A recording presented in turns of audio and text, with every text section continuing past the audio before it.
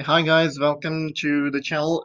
Today we are going to talk about like how you can create your research presentations or how you can convert your research paper into a scientific presentation.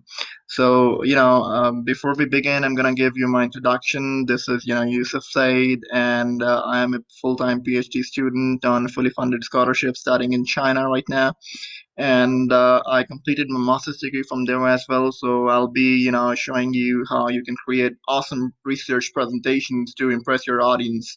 And before we begin, I would like to, give a little brief about like these kind of presentations.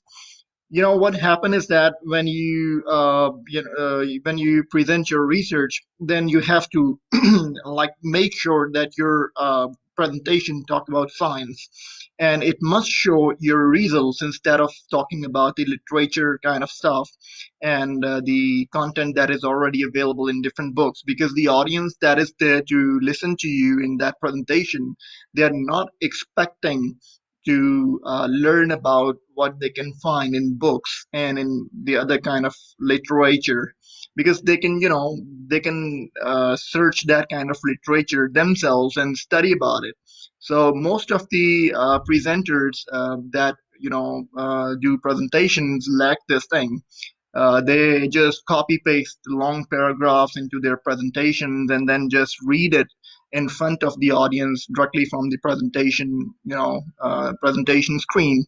So this is not a way to deliver your research presentations. Instead, you have to make sure that you're presenting your own work in that presentation. You are, talking about your results, your experimentation, your characterization, and the outcomes, and what were your objectives to conduct that research. So you have to actually talk about all this kind of stuff instead of talking about literature and the content in the books. So let's begin with this presentation that you can see right now. I created this template just to give you an idea about like what your presentation must talk about. So this is a presentation that I made in PowerPoint.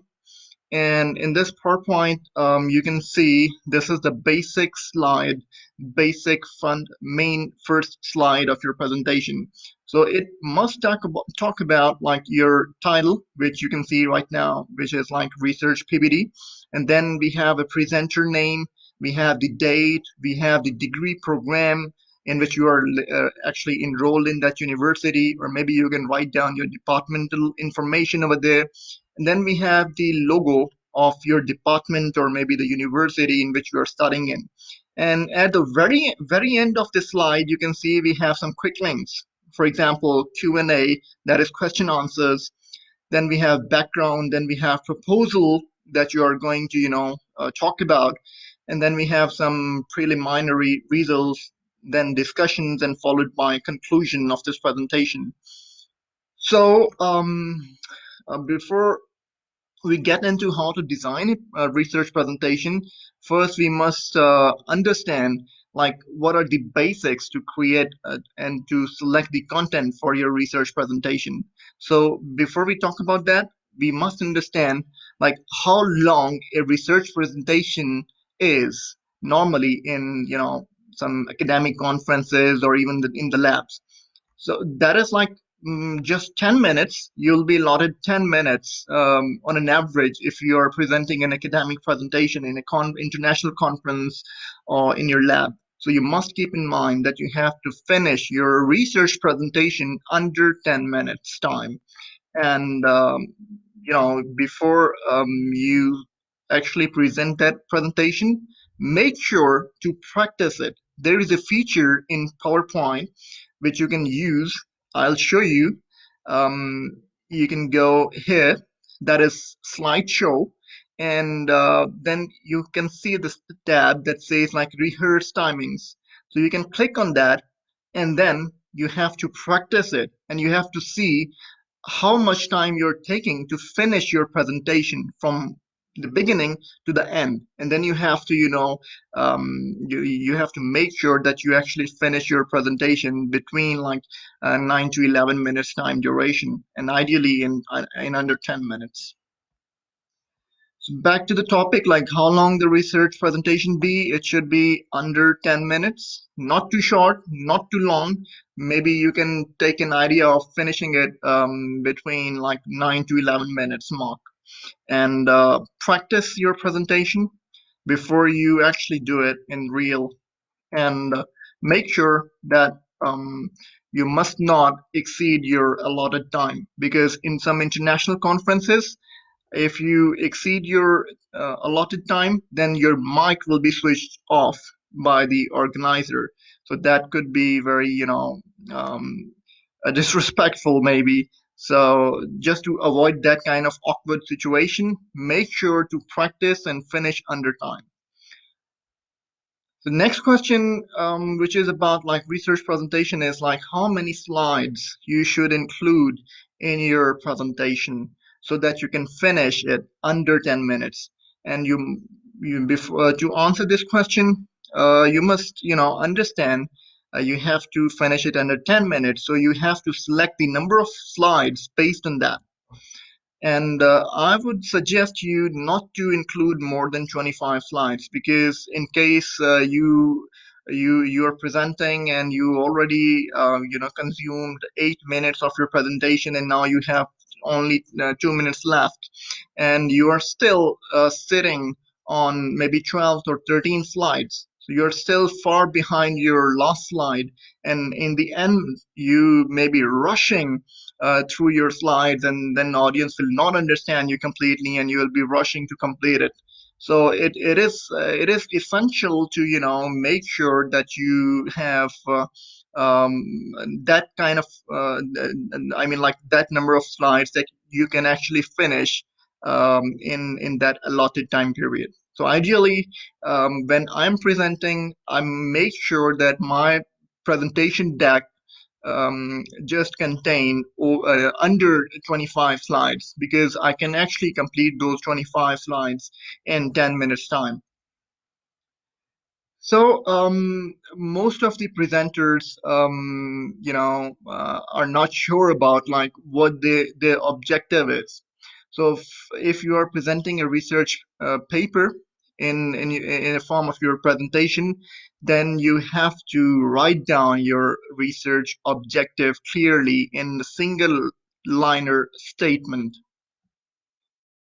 So many students or many researchers do this mistake that they actually put in 3 or 4 objectives. So this is not a good thing to do, because objective can only be the one.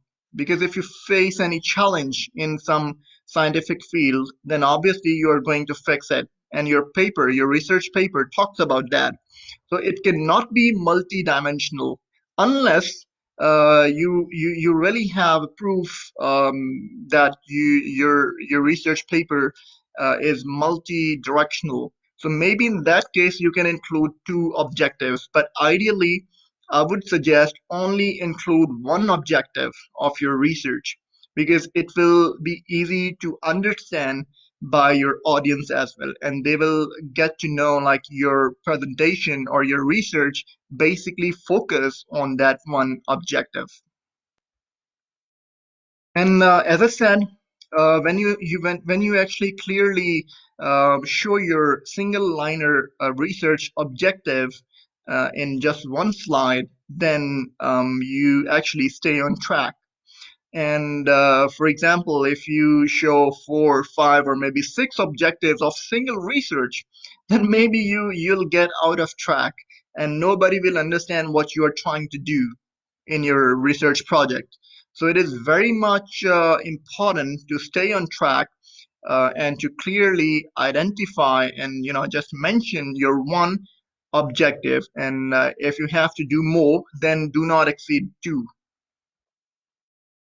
So after that, you have to make sure that your presentation deck includes the novelty of your research. So this can be done by adding just one slide after objectives, and that single slide will talk about like the novelty of your research. Why, like your research is novel, or what is it that makes your research novel, And this thing should be just one or two liner, maybe one liner or two liner, statement. But ideally, when I'm presenting and I'm talking about like my research novelty, then I only include one or two keywords. And then I actually explain it in my own words. Basically, you can say like I elaborate those keywords further when I'm talking. So people can just see those two keywords on the slide, and then they're listening to me what those two keywords mean. And those two keywords are actually about like my research novelty. As I said, just make sure that you work on less is more principle so that the audience can easily understand your communication, your visuals on the slide screen. So it is ideal to use single liner statement to unveil your novelty of, like the novelty of your research.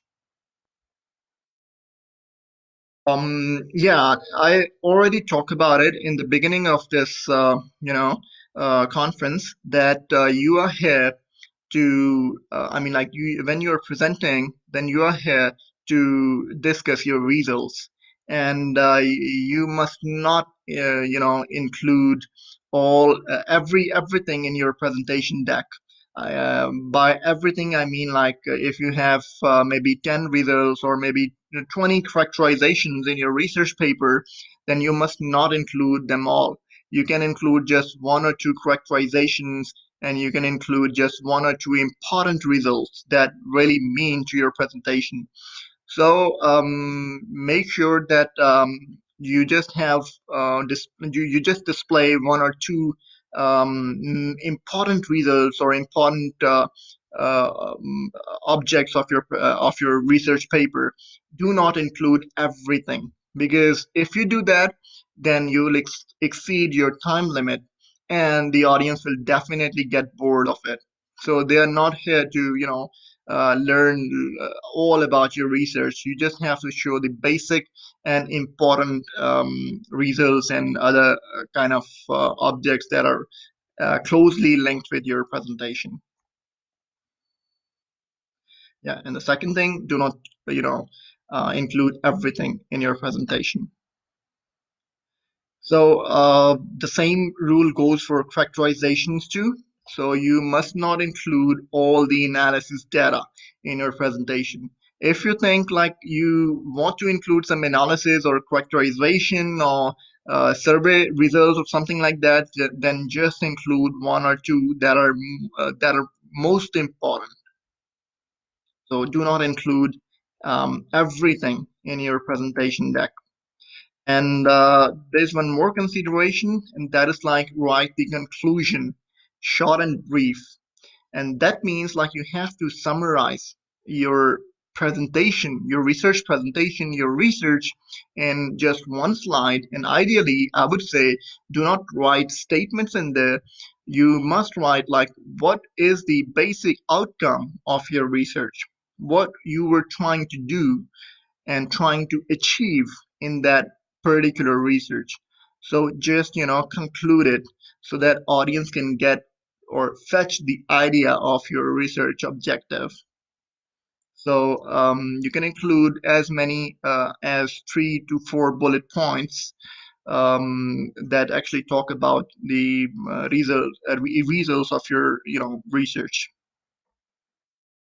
And also you have to write about like the acknowledgement, um, you can share with the audience like who actually helped you in your present like in your research work. You can acknowledge your co-authors, your co-researchers, your professors who actually help you in in doing that research work in the lab.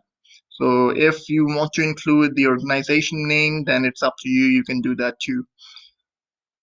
So before we begin to talk about like how to design or how to outline the presentation, you must understand like you must adopt less is more principle.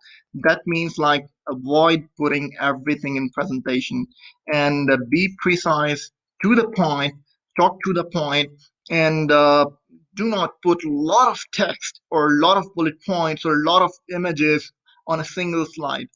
Divide it, like maybe you can have one or two images on two different slides instead of putting them together in one slide, because that is, if you put a lot of text or a lot of images or a lot of different kind of objects, then it is actually called the noise. It is not easy to understand by the audience. And yeah, it is also very frustrating to know that a lot of people do this mistake when they are presenting. They just look at the presentation, as you can see, and they read it from there. So this is not a good thing to do. I would suggest, like, instead of doing this, you can actually just put in some of the key points in your presentation, and then talk about it and elaborate it in your own words instead of dictating those dictating the text which is available on your slide. So avoid doing that, because this is not a good thing to do. And next thing is, do not lecture your audience. They're already maybe professors, and maybe your audience include some PhDs, some postdocs, or some delegation members which are highly educated, and they already know what is in the textbooks. So most of the times, what students do, they actually put in the basic details in that presentation, or maybe the definitions, or maybe the explanations. So these all kind of material can actually be found in textbooks, right? I guess you agree with me. So you are not here to discuss or to explain what is already in the books. You have to make sure that you are only presenting your research. You're talking about what you have done in the lab and what are the results. You are here to discuss that only. Do not talk about literature. Do not talk about the text that is available in the books. So talk facts and talk science. By that I mean you have to discuss the facts related to your research. And of course, do not brag, because this is the worst thing a presenter can do. If you're talking about some figures, then make sure you can actually prove that too in your research paper. Sometimes people used to say, like, my presentation, like, my research is very cost effective. So my question to you is, how do you calculate that cost effectiveness of your research? Do you have any data to prove it, or do you have any proof or evidence to prove it? Maybe you don't have it. So make sure you must not brag about any data in your research paper and in your presentation. Talk facts, talk science. So, shall we add citations into our presentation decks? Or if we want to add a citation, then where to add it? So, yeah, the answer to this question is yes, you can actually add the citations. If you are quoting the research work of somebody, then make sure that you must not include all the citations in the end of your presentation. Maybe some people do that mistake. They include the separate citation tab, and at the end of the presentation, they used to say, like, this is the slide where we have put where we included all the citations, and you can see the reference to our presentation data.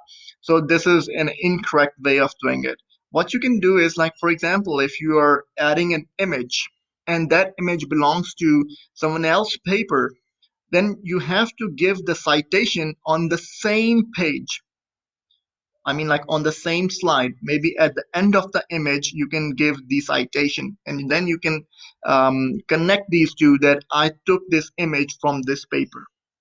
So you can display the citation on the same slide where you are actually quoting someone else's work. Do not put citations in the end of the presentation. This is the most common mistake that people do. Here is the example. You can have a look. This is one of my slides, and you can see I actually included the citation in the bottom of this presentation slide. So you have to make sure that your citation includes or maybe is available at the end of the same slide.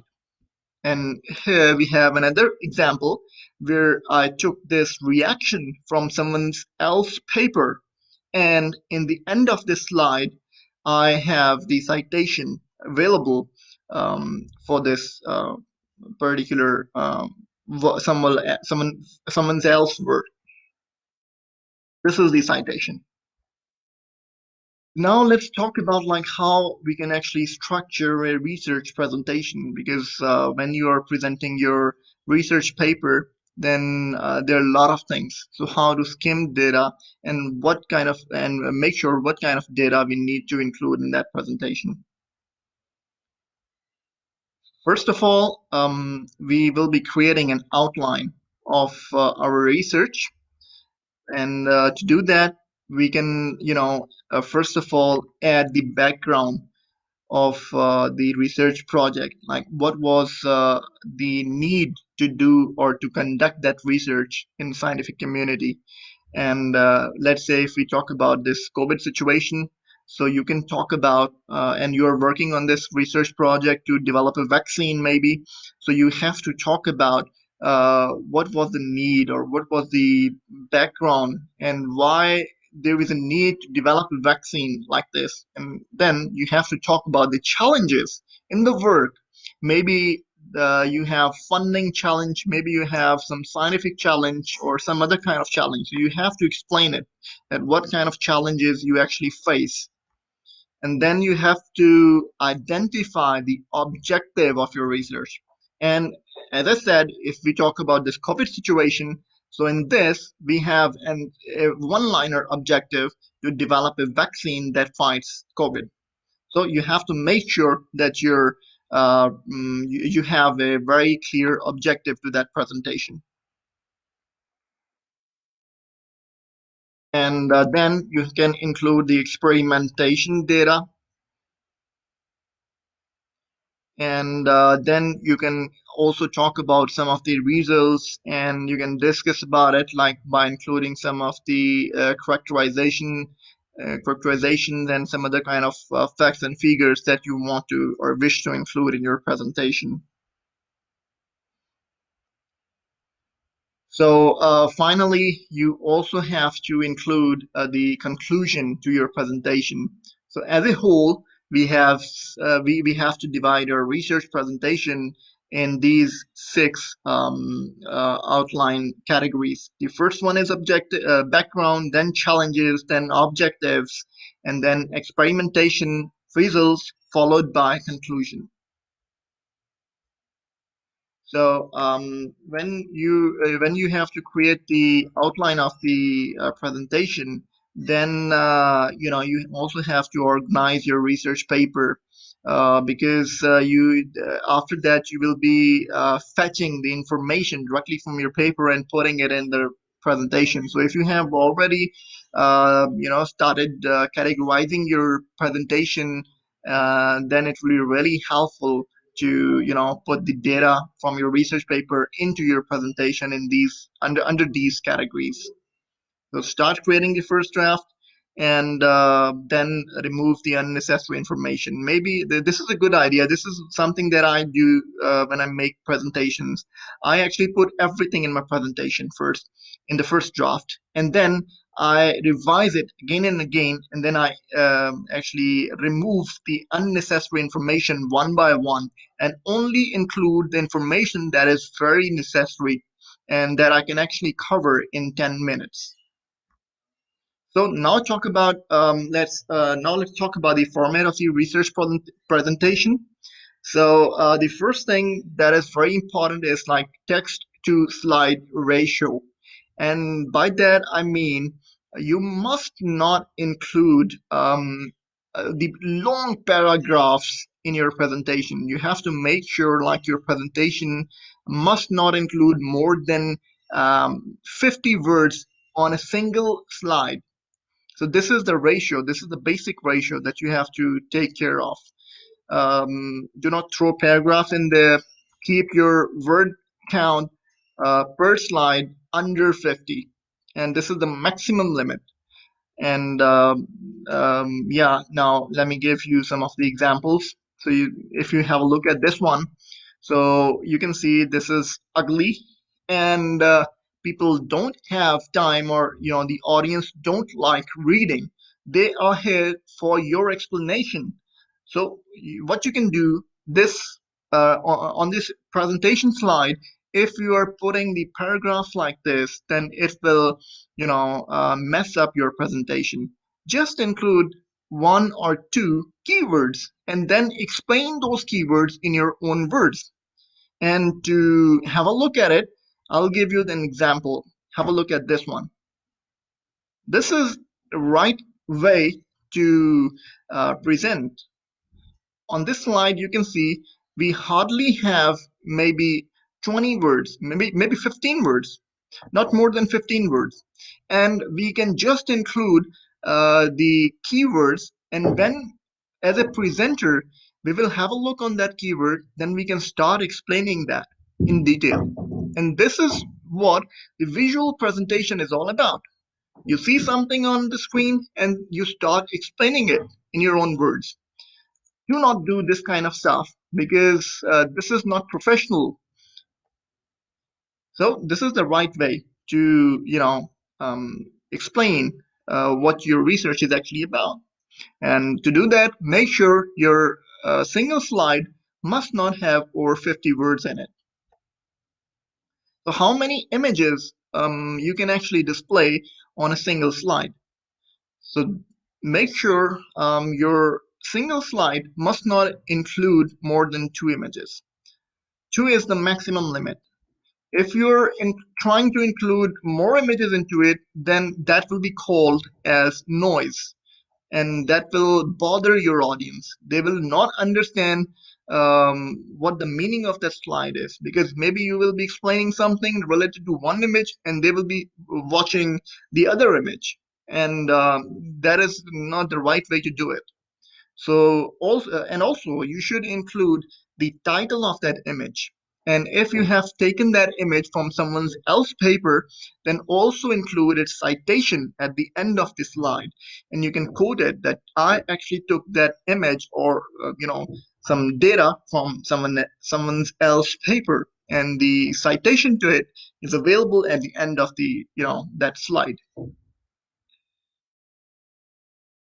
Another important thing is like when you have 2 images, for example, on a single slide, then do not throw them all together or at once. You have the animation feature available in PowerPoint and even in the Keynote, the people who are using Apple laptops. So animate your images to appear one by one. So first of all, when one image appears, then you explain that, and then click another time, and then the second image will appear. So your audience will remain connected with you.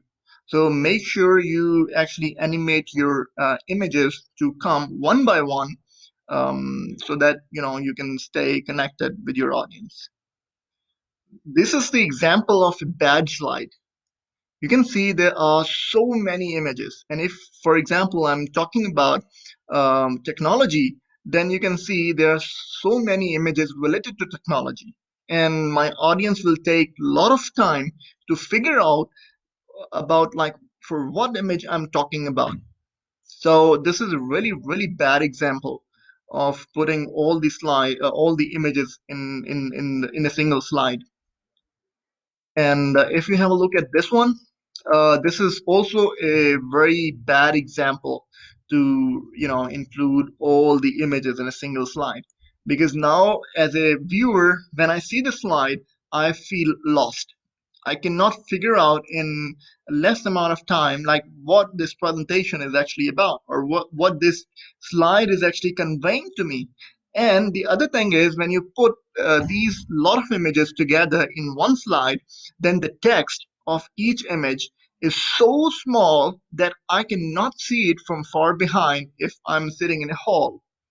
So make sure you just include one image, and it should be bigger, clear, so the people sitting at the last row can read the text in the image as well. This is a good example. And you can see in this slide, we have just one image. We have the title, we have its legend, we have the title of the slide, and everything is actually readable. And when you will talk about it, then your audience will be connected with you, and they will know what is actually going on.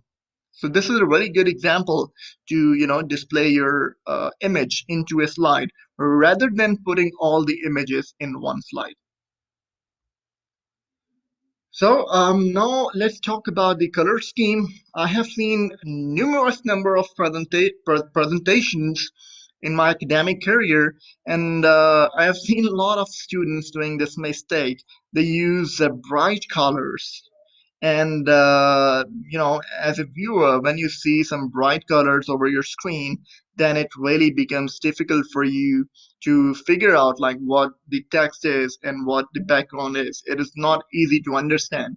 And some of the students do overlay kind of pattern, that is like they have an image in the background and they have written text over it. And now you cannot even understand the image, and you cannot even read that text over it. So this is a really bad practice. Do not do this. If you look at this slide, you can see this is so like easy to understand by the audience. Even you can easily understand it. There is no lot of text in there. And then the other thing is like use consistent color scheme in the entire presentation. You must not do this thing. For example, your first slide is in blue, then the second slide is in pink, and then third slide is in orange color. Do not do this kind of thing. Be professional. Stick to the single color scheme in all of your presentation. And now let's see some bad and good examples of color scheme patterns in PowerPoint. So this is the first example in which you can see like the guy have used the green color scheme, and then they have used different colors for different text.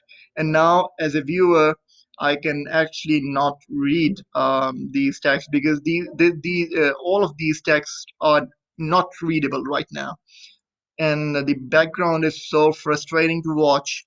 So this is a really, really bad example. And this is an example of image to text overlay. Now you can see we have the first bad thing about this slide is we have so many images. And the second thing is somebody has written the text over it that says bad graphics. You see the text over image. So this is not a good thing to do. And have a look at this one. The guy, this slide actually have the image in the background, and then he actually inserted, the person actually inserted the text over it. And now you can not distinguish between the image and text is not readable. So do not do these kind of mistakes in your research presentations. So this is the example of a good slide where the image is nicely formatted. We have one image, and then on the other side we have some keywords in bullet points. And now this thing is easy to understand, and this actually looks much beautiful, professional, and connects with the audience. And the audience will not take a lot of time to understand what is actually going on. So this is the right color scheme for your research presentation. If we talk about font style, then it is actually very common to to use Times Roman, Arial, and Calibri fonts in your presentations. But in case if you're using some fancy font styles, then it is not advised because it looks unprofessional. And this is not a good thing to do in your research presentation. This is the example of fancy font styles. So you must not include these kind of fonts and color it with different, options. So this is not advisable. And also, you must not include the symbols that you cannot explain to your audience, or it takes very hard effort to explain some of the the symbols to your audience. So make sure you must not include fancy fonts and bad like symbols. If we talk about font size, then the minimum font size that you can have in your presentation is 30 points. Do not go under this, because if you have a look at this one, I have even 30 is acceptable, but still, if you're giving your presentation in a big hall, then the guy in the last row cannot read the text over on your slide. So you must make sure that your presentation slide must have a font size which is quite bigger. And you can see on your left side I have the bad example, which is 32 points, and on the right side I have 48 points. That can be actually readable even by the guy who's sitting in the last row in a big hall. So there is another example of highlighting the text in your presentation slide. Do not use more than one color when you highlight certain part of text in your presentation slide. And do not highlight more than one text in your slide. So, this is very important. I'll give you an example. We have this bad example where you can see the guy tried to highlight the three texts. The first one he highlighted in blue, then the second one is red, and the third one in green. So this is a really bad example. And on the other, we have a good example in which the guy only highlighted one text in one color, and that is blue. So when you are highlighting some text, make sure you only highlight one text in one slide and use only one color to highlight it. So this is a rule for adding bullet points. Make sure your bullets are properly aligned, and you must not include multiple bullet styles. And in the bullet points, use keywords instead of adding paragraphs, because paragraph is something that you can explain in your own words, right? So why you are including that in a presentation slide? So just include the keyword so that when you look at that keyword, then you'll get the idea in your mind, and then you will elaborate that idea to your audience in your own words. Let's have a look at the example. This is a bad example in which you can see two different bullet styles. The first one is in dotted style, and then the second one is in numbered style. So you are using two different slides on the same two different styles of bullet points on the same slide. This is a really bad practice, and this is not professional to do. And on the other side, we have a good example in which we are using only the dotted bullet point style. So adopt this kind of strategy while making your presentation.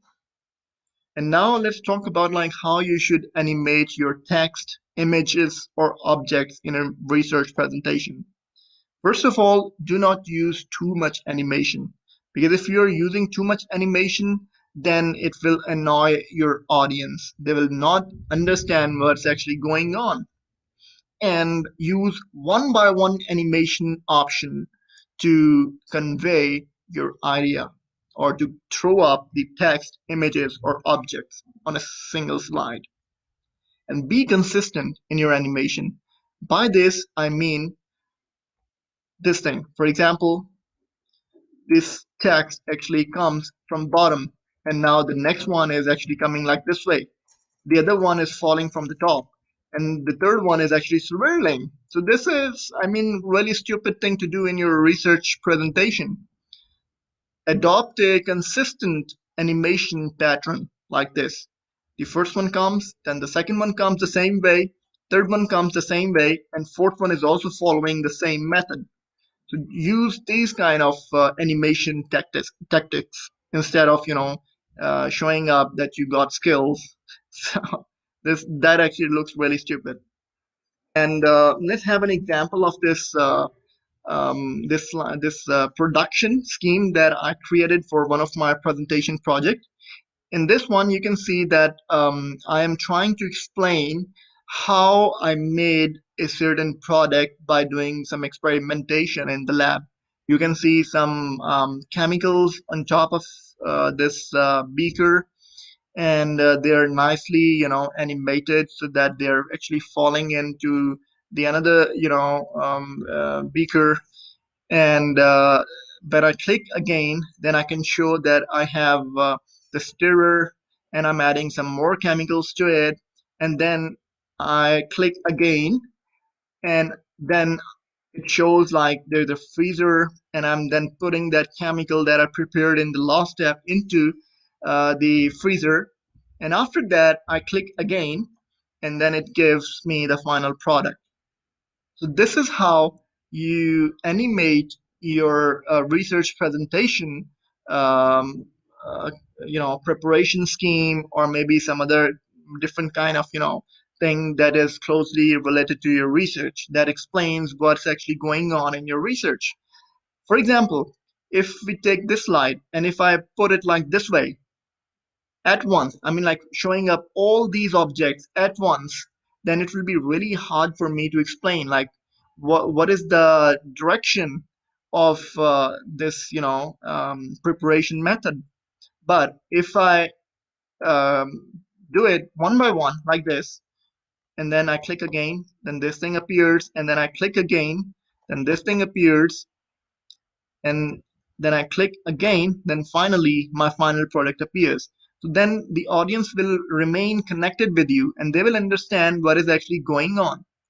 So try to animate your slides like this way, and explain, and I'll train you guys how to animate your presentations like this um, in my future tutorials.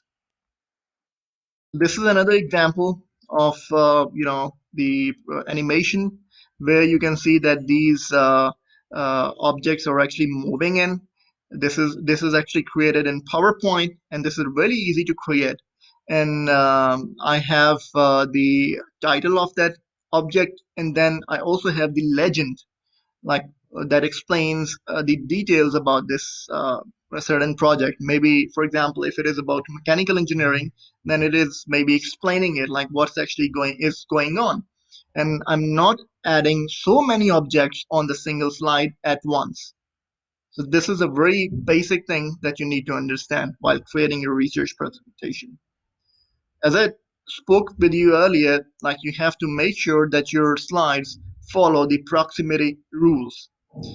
By that, I mean like you have to keep the legend of the image above or underneath, and you must not clutter your text all over your slide because that will make it really difficult for your audience to understand it. And organize your text according to its relativity. So I'll give you an example of bad proximity where you can see two images and we have three texts. But now, as a viewer, I cannot understand which text belongs to which image. It is not following a certain pattern. Everything, like two images and three texts, appears at the same time. This is a really, really bad example. Now I'm going to give you a good example. Have a look at this one. So it clearly justifies that this slide is actually being started from the left side and heading towards the right. So the audience will actually understand this very easily. This is basically a timeline. So you can see January and February, and then you can see March, April, then you can see May, June, July, August. So you have to follow a certain proximity pattern in your slide while you animate different objects in your slide. Make sure that your slide follow the proximity rules. This is the end of this lecture, and now I'm going to give you an example of my slides that I actually created for my presentations in my laboratory. So have a look at this one.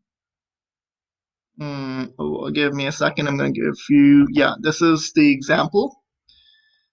You can have a look at this one.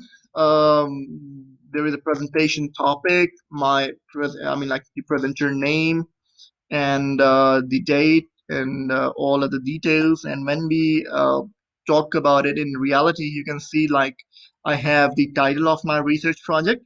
I have my name in there. I have the date of the presentation. I have my designation. And then I have the logo of the department or the institute. And then when I click, then the next slide appears, and that slide actually talks about what is in my presentation. This is the basic slide of my presentation, or you can say the backbone of my presentation, because here I have divided my presentation into uh, 6 categories. The first one is background. The second one is the challenges that I face in carrying out that research project. And then I have stated my objectives, and then I have stated the results or quoted my results or displayed them to the public. And then I discussed some of the information related to my research. And finally, I have the conclusions. So when you are making your research presentation, you must have these 6 categories of your presentation. You cannot go left and right. You have to have these 6 categories in a research presentation, because every research project talks about background, challenges, your objectives, your results, discussion, and conclusion. This is a research paper or a research presentation is all about. Next, we have the category slide that says background. And when we click next, you can see this is a real-time example of my presentation that I used to display my results of my research to the audience. And this is a normal slide that you can see how I animated it. The things are not appearing at the same time, but when I click, then they appear one by one. So it is really easy for the audience to understand. And then we talk about the objectives.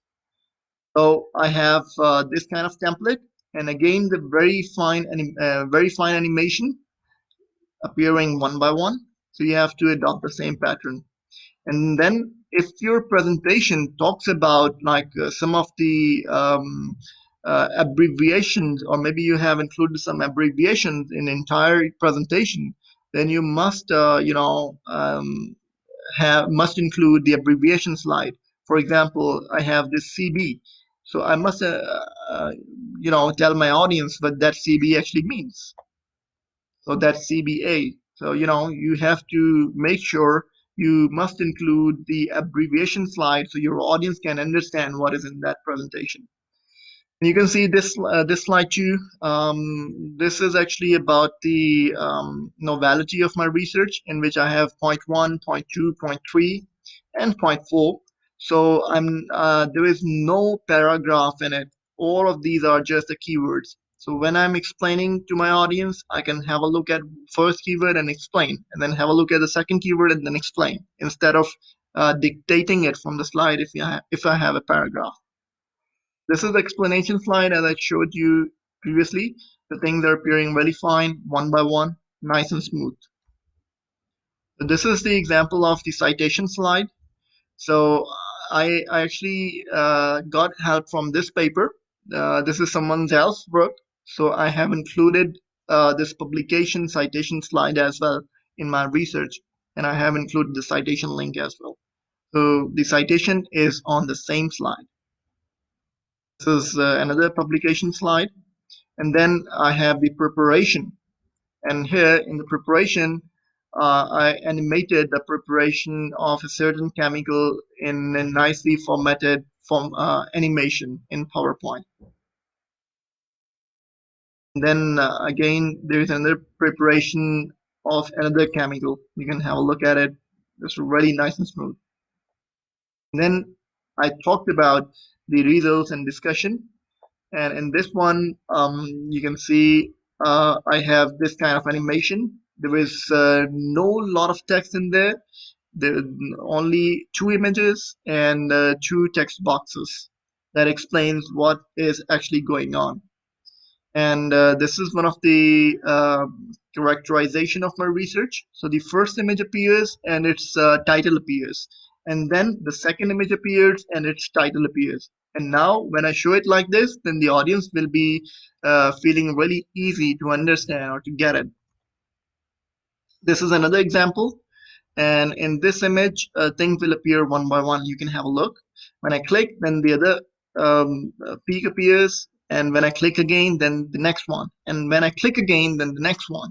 And now if I click again, then I can show them like to the audience that what I'm actually talking about, like 101, 300, and 021 in this slide. And then if I click again, I can show them like I'm talking about 131 on 50 degree.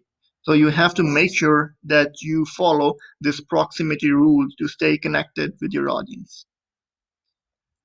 So this is another example of the similar slide where you show the results one by one to your audience, and then you connect it with your audience in the form of, adding some of the keywords and then explaining it directly. And this is another example where I have a lot of data, but it was necessary to put it. So I can actually explain what's going on. You can have a look at the MG right in the title. And if I click again, then it says, I'm talking about MV. And when I click again, you can see that the arrow goes towards RHB. So the audience knows that now I'm talking about RHB. Have a look at it once again. MG, and now MV, and now RHB. So the audience will understand what is actually going on onto the slide. This is an example of a mechanism which was animated by me, and you can see the things will appear one by one. I click, then the animation starts moving in and things are appearing one by one. So the audience knows how it is actually working. You can see like this way. You see one by one, nice and smooth. You have to adopt this kind of proximity pattern when you are creating the presentation. And then the text appears one by one and you talk about it while it appears. And this is a conclusion slide in which I have just one, two, or three boxes that will explain the conclusion of this research. Because this research, for example, was about the removal of organic pollutants, maybe from the wastewater. So I can just explain it in three simple keywords that what I was trying to conduct in the particular research. So your conclusion must be under, you can say, 3 to 4 bullet points. And this is the acknowledgement slide. You can see I have the pictures, the names, the designations, and the institute names of my professors or maybe the co-authors who helped me in conducting this research. So you must include, I guess, the acknowledgement slide as well to give credit to your co-researchers and co-authors and co-workers.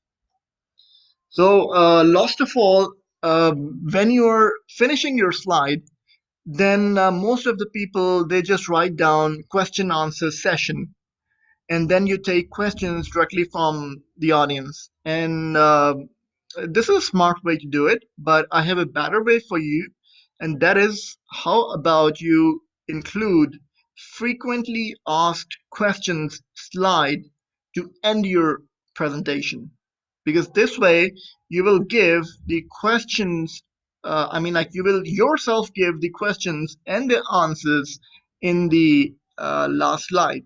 So if the audience already have a question like this, then it automatically gets answered. You can have a look at it. I included 3 important questions that I expected that people may ask.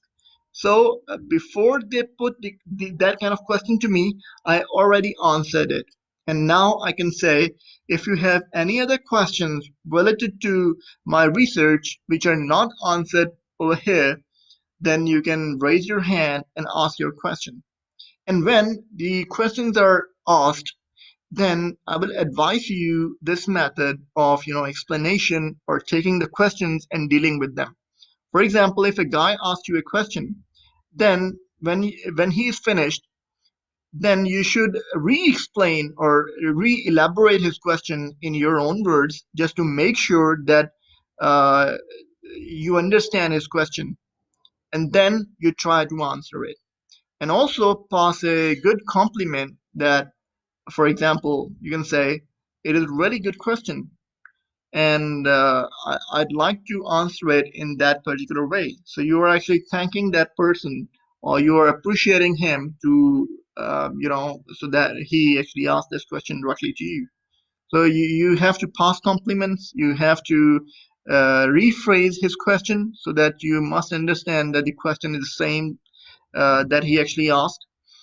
And then after that, if you get stuck in some way, for example, if a guy asks you a question and you don't know the answer, so you can say, you can put it like this way, that okay, your question is very good, and I will get back to you on this after this presentation, because I need to check some of the facts before I, you know, unveil the answer to this question. So you can get away with that kind of question this way, and this is the right way, to do it.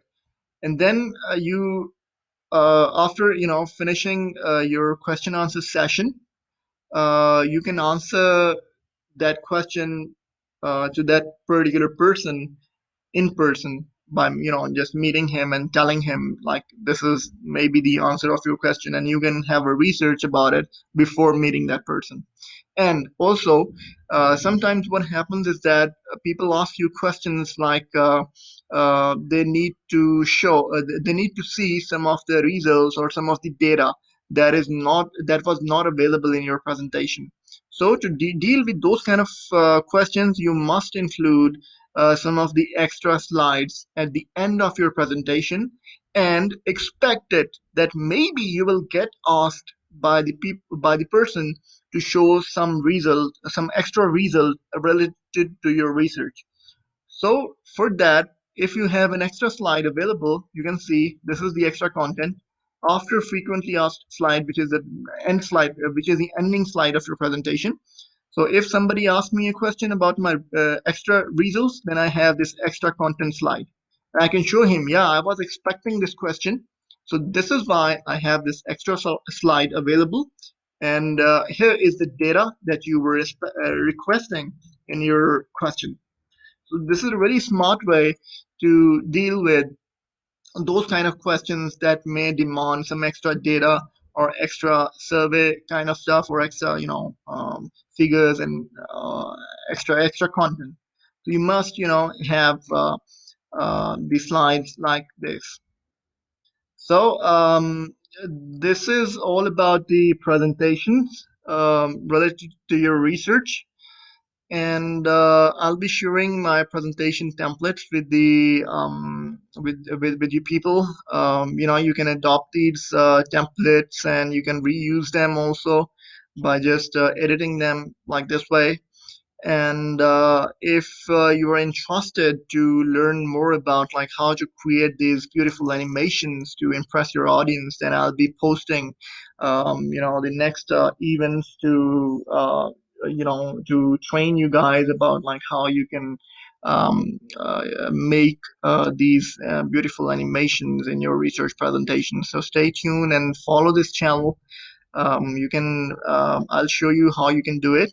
So if you're on this page, this is a scholarships channel that I mostly post my videos on. So give me a second. I'm gonna show you here. So you can go to this page, and once you're on this page, you can follow it, and make sure that you click on see first, because if you're not clicking on this see first, then you may miss a lot of updates. So make sure you click on the see first, and after the see first, whenever I'll post the content on this one, then you'll get it first, and you'll be happy to receive it. And I also have another channel on YouTube that you can go and follow. That's called Presentation Work. If you write like this here, Presentation Work, um, then you can search for it. And this is a channel. You can subscribe this channel, and you can see how you can actually create these beautiful animations in your presentation. So this is a spin wheel animation, this is a water fill animation into a beaker, this is an image flash animation tutorial, and this is a video text tutorial. So I'll be posting more in this channel as I go on. So you'll learn how you can actually animate your research or professional presentations with these beautiful animations, and so on. So this was all about like today's session. I hope you guys enjoyed. If you have any questions, then you can just post in this comment stream, in comment of this live stream. So I'll have a look. Right now, the Diana Francis asked me a question. And details can be added in the No, I would say you must not add detail in the reference section of the slide, because if you are posting, your question in the reference section at the end of the slide, for example, have a look at here. If I have a slide here, let's call it reference. Okay, this is, for example, reference slide, and you have 1, 2, and 3 references. And now you tell me, how you gonna tell your audience that this first reference belongs to which slide in your presentation? So this is not a right way. So the right way is, for example, if you are referencing about this image, then you must include its reference underneath this image on the same slide. You must add it on the same slide. If you're adding it at the end of your presentation, then it will not make any sense. This is very important. So make sure you must include your references on the same slide instead of adding it on the last slide. So yeah, this was